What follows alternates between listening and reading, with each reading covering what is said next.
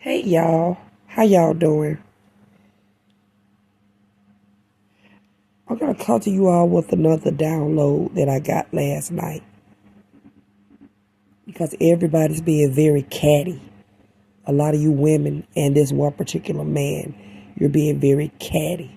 You should be ashamed of yourselves. You really should be ashamed of yourselves because the mother figure and the father figure, you all very well know what you did. See, everybody else is jumping in and being catty, but they really don't know what went on. But the two of you do, and God knows. And guess what? I remember. And so God gave me more of my Akashic record last night. In the dream, I remember, I always told my family, I said, I always had I always remember a vision of me as a little girl in a home with a lady. And the lady was very, very kind. I remember that she had a little weight on her. I remember her being kind of heavy set, but real pretty.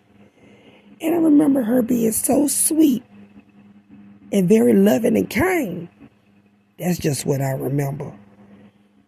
And I was a little bitty thing. I don't know if I was between 3 and 4 years old. And I remember I was in her bedroom and she had this pretty, it looked like a little carousel. And she opened it and inside of it was candy. She gave me a piece of candy and she was talking to me real sweet. And this is just what I saw in the dream. And so she gave me the candy and we were talking, and her room was very, very pretty. I was sitting on her bed with her. I remember then a man came in. I remember him having on a pair of jeans. He was a black man. He was kind of tall. He was a tall man. I remember him arguing. This is what I saw in the dream. I've always had this vision since a little bitty girl. So it really isn't a dream. I believe it to be factual and true. But I remember him coming in on her, and I was in the room with her, and he was arguing. He was furious. He was raising hell.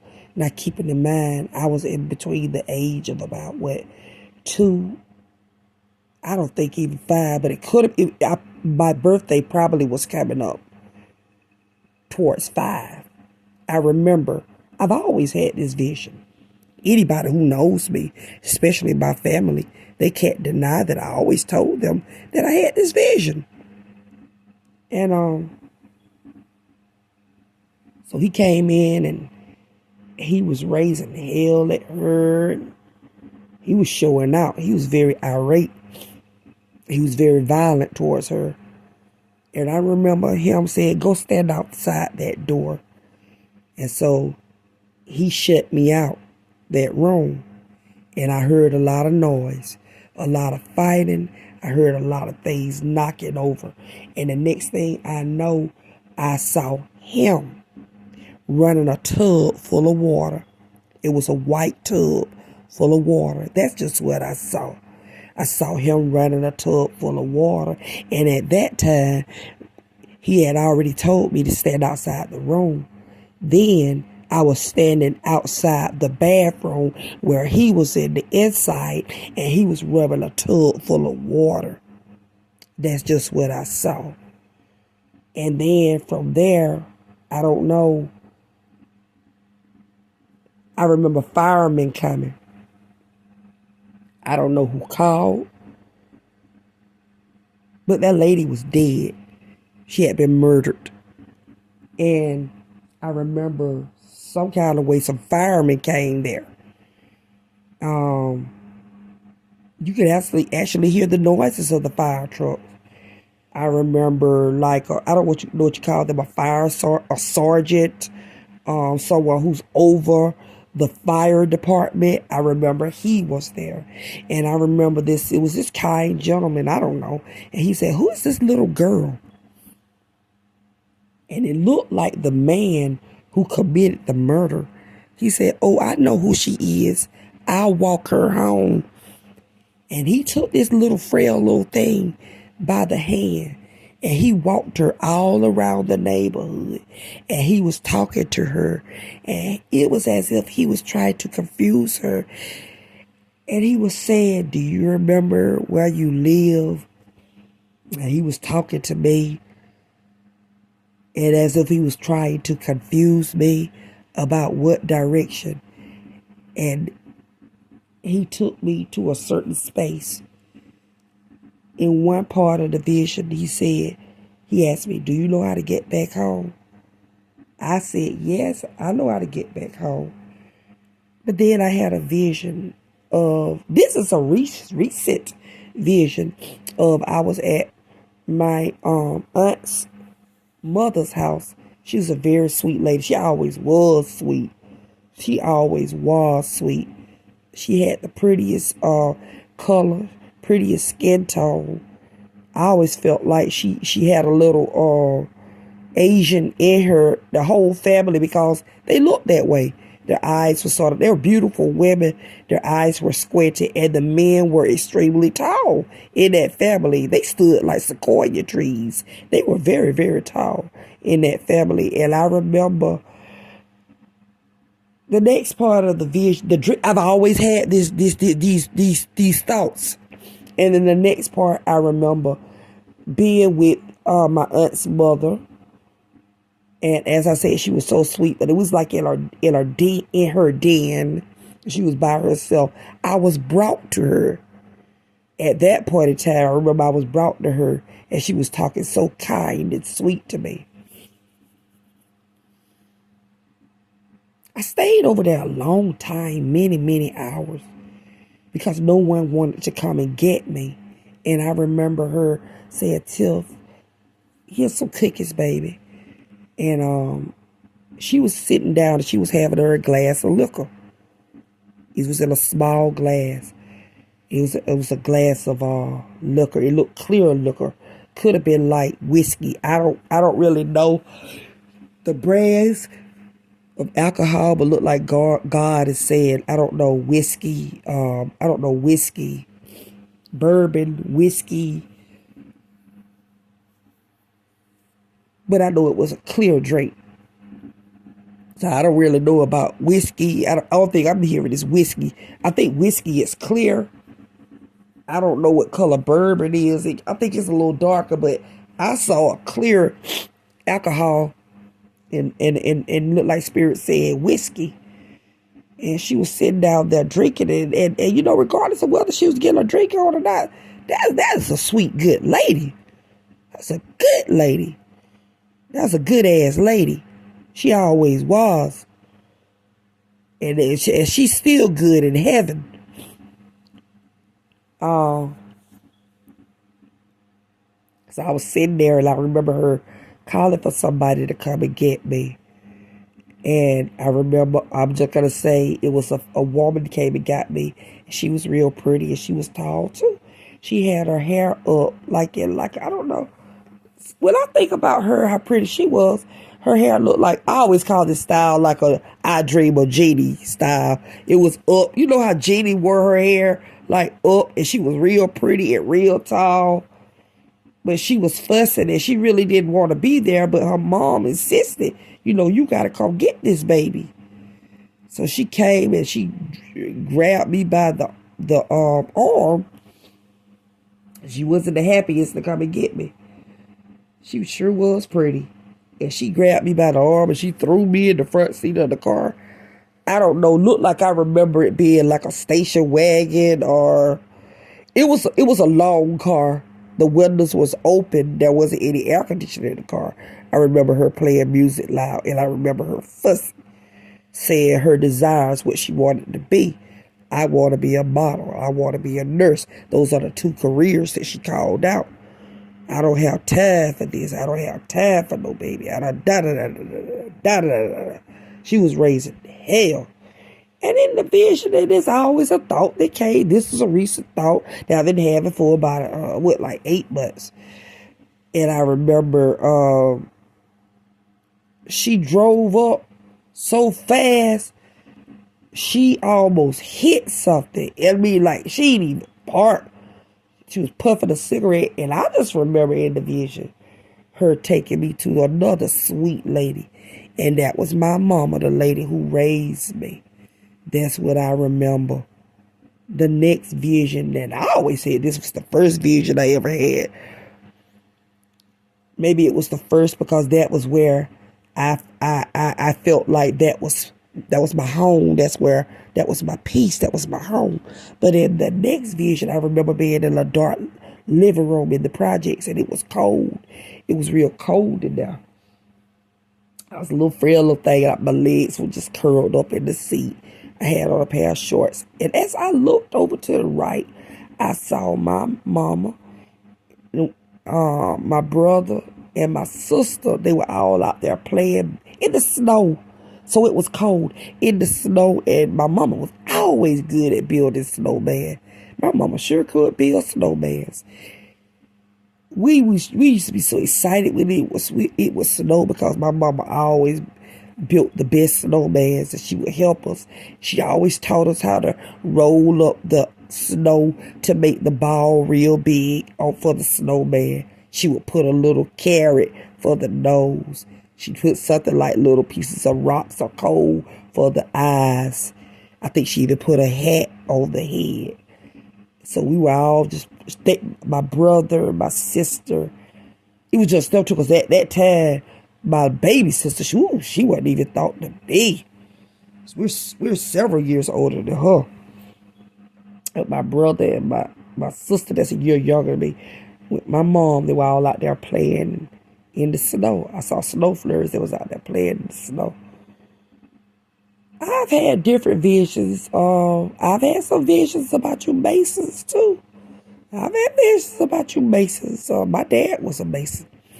Yeah, I used to always convene together for some reason when a lot of kids were around. A lot of kids were out there in the projects, the same place where my mom and dad raised our children. And I remember it was a lot of Mason men out there. They was talking. They was me with my daddy. It was other kids out there. Because my daddy had bought us a swing set. So, when you have something like that, you're living in the projects, people gonna want to come over and play. Children gonna want to always come over and play because, when you're living in the project, everybody, you go over to everybody's house. Your parents, as they say, Gen X kids, your parents gonna just say, get your ass out that door and you go play. And you gonna stay up there from stay out there from Kansas to Catsy and then bring your ass back home. You may be able to get a little intermission and come in there and get you a sandwich or something, a ketchup or a mustard or a mayonnaise sandwich, and then your ass got to go right back out the door. Because, see, it ain't just something that was just me. And that's just the way Generation X kids were treated. But I feel like I had the best childhood, in regards to, like, how a lot of you people, you children of this era, pick on Generation X kids. I felt like we had a good childhood. It was full of fun and adventure. We did not have any cell phones. We did not have video games. We did not have any of that. We were sort of like the turn of an era when I became 14 years old. That was when the video games were coming in. So the Generation X kids, we were the ones that we were there from, let's say, from the beginning of the primitive days, if you want to call that, to the new era. So we were there from the beginning to the present, what it is now. So I remember a lot of Masons were outside in the yard, in the home, in the project where we lived. I remember next door, There was another family, I know their names, and I'm not going to call their names. But this lady, she had bukus of kids too. And there were known pedophiles that lived also there next door. So it's a lot that was going on.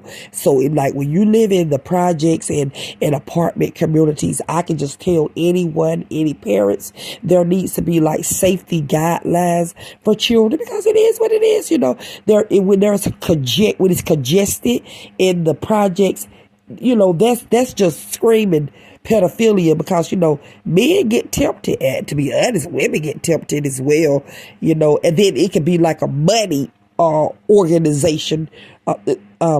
Money can be made because you can parcel out your children, and it's still going on today. I have more memories, but I'm very protective of everything that I remember. But this one particular memory that I have, I'm going to leave it at that, because I don't want to hear any of this cattiness that I see when I'm on my social media, that a lot of these women of this man is talking. Shut your mouth, because I was there and I remember. You may support your man and I love my daddy, but you can love somebody and they ain't shit. So a lot of you women, y'all are supportive of your husbands. You all are supportive of your daddies, as I said, as I am. I hate that my father was taken from me. Yet and still, my dad in this third dimension was a hot mess. And so it angers me all the time still when my sisters and my brother say, well, Tiff, he was on crack. Let it go. My thing is this. The kind of heart that I have, I don't care if a devil did wrong. They're still up under the authority of God. That is the difference between me and everybody else. My spirit is as Jesus. Even when I curse, that don't mean shit. My heart, my mind, my ascension keeps me connected to God, source. Yeah, barakura baba, she baratura baba, bukusheba, shabara, rosheba batara. So shut your damn mouths, because I was there. And the Lord God's given me a whole lot of other downloads. It is what it is. We want to be protected. You see, what you men should not have done, and you women, y'all are terrified now. Y'all want to come for me, because it seems as though God put me in the midst, apparently, of some murders. What I say, I will not bite my tongue. My memory was intentionally wiped clean, blocked. But the Holy Ghost brought me on a journey, and I'm regaining my strength, and I'm regaining my stamina and my memory. It does not matter how hard you all make life for me. Life is not hard, because I see God will always have a ram in the bush for Tiff. So those are some downloads that I have. Whenever I get more channels and things like that, I want to let y'all know, if anything ever happened to anyone, molestation, abuse, please let you know. I want to let y'all know. I want to let you all know you're not alone. If something went on, I don't care if it was a parent. I don't care who did it. I don't care if it was someone in the neighborhood. I don't care if it was family. I don't care if someone swore you to secrecy. Don't pay attention to those words. I don't care if you're 60 years old. If someone did something to you, it's never too late to speak out. You are not hurting their feelings. No, because see, even when we're young, we make mistakes. So I respect if anyone, a family member or anyone, did something to me. It is a transgression and a trespass. but I forgive my trespasses. And I ask my trespassers, if I did anything to trespass towards them, to forgive me as well. But I can say to anybody who have children, your children did not ask to come here.